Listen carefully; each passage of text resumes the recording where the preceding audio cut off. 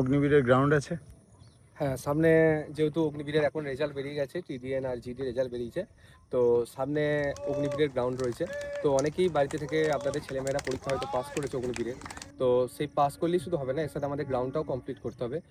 তো আমাদের এখানে প্রতিদিন ভোর 5টা থেকে গ্রাউন্ড একদম টাইমে স্টার্ট হয়ে যাচ্ছে, এবং গ্রাউন্ডের সাথে সাথে একদম সম্পূর্ণরত এক্সারসাইজ এবং প্রত্যেকটা জিনিস এবং যে বিষয়গুলো রয়েছে তার সাথে সাথে আরও এক্সারসাইজ, এবং এখন গ্রাউন্ড হয়তো একবারও হবে না, দুবার করে প্র্যাকটিস করানো হবে।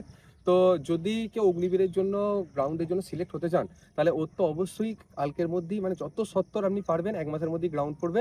তো আপনাদের পারলে ছেলে মেয়েকে অতি সত্বর এই বিষয়ে অ্যাডমিশন করান, এবং খুব তাড়াতাড়ি যদি অ্যাডমিশন করান। এখানে কিন্তু অগ্নিবীরের গ্রাউন্ড 100%, তো 100% পাস হয়েছে।